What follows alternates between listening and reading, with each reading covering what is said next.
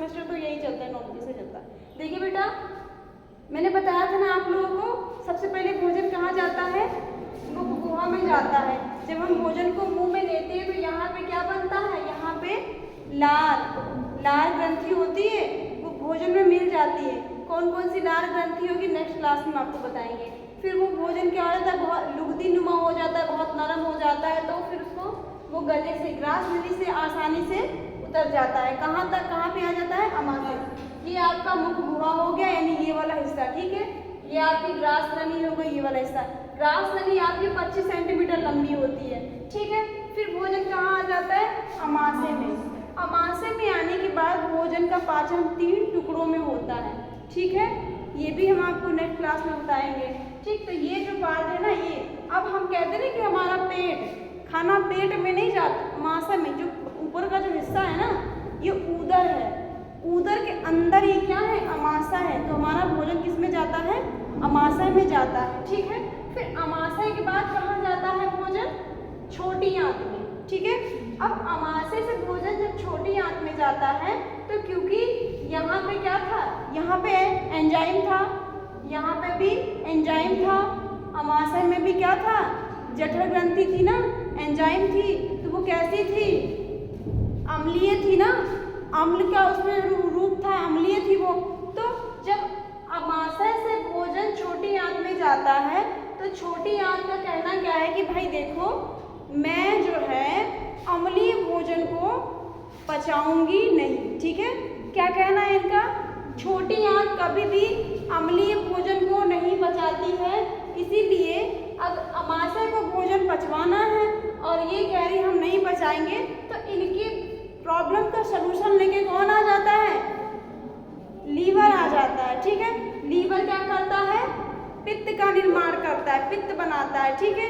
वो पित्त बनाता रहता है, बनाता है, तो बना करके एक पित्ताशय है, ठीक है। क्या है, पित्ताशय है। तो वो लीवर जो क्या करता है, पित्त बनाता है और कहाँ पे छोड़ता रहता है, पित्ताशय में उसको स्टोर करता रहता है। क्यों करता रहता है, बाय द वे अगर लीवर में कोई प्रॉब्लम हो जाती है, तो जो उसने पित्ताशय में पित्त को स्टोर करके रखा है, वो क्या करेगी, भोजन का पाचन करवा सकती है। समझ रहे हैं ना। हम क्या करते हैं, जब हमारे पास कोई चीज़ कम मात्रा में आ रही होती, तो हम क्या करते हैं, उसका कुछ हिस्सा स्टोर करके रखते हैं ना। तो ये लीवर क्या करता है, पित्ताशय में पित्त का ट्रांसफर करता रहता है और कुछ भाग कर यहाँ पे अमाशय में भी देता है, यहाँ पे छोटी आंत को भी देता है।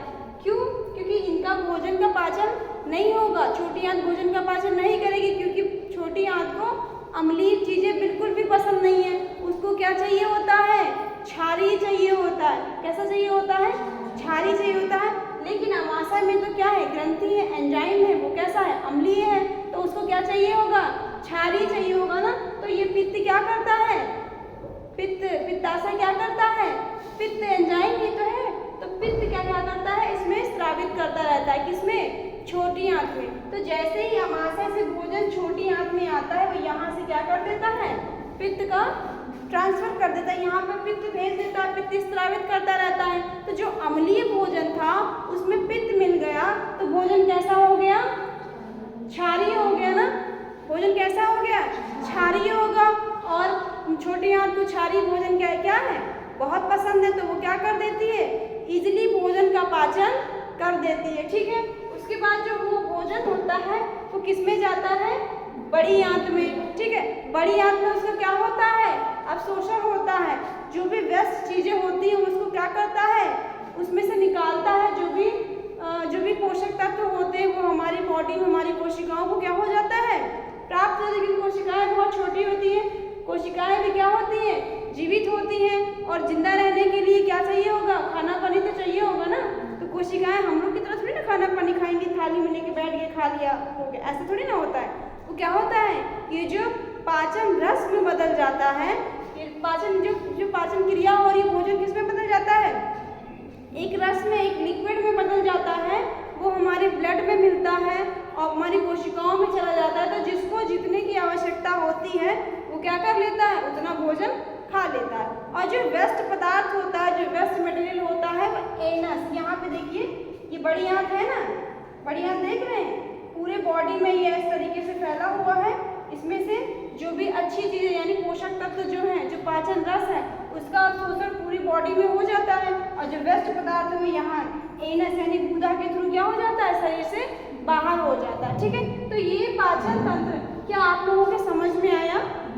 अब हम आपको कल वाली क्लास में बताएंगे कि भोजन जो है जाता कैसे है, कौन सा एंजाइम उसमें कब मिल रहा है, फिर उसके बाद कैसे भोजन में ये एंजाइम मिक्स हो रहे हैं, कैसे भोजन छोटे छोटे टुकड़ों में बदल रहा है, और ये भोजन को कैसे उसके कण को आगे निकालता है,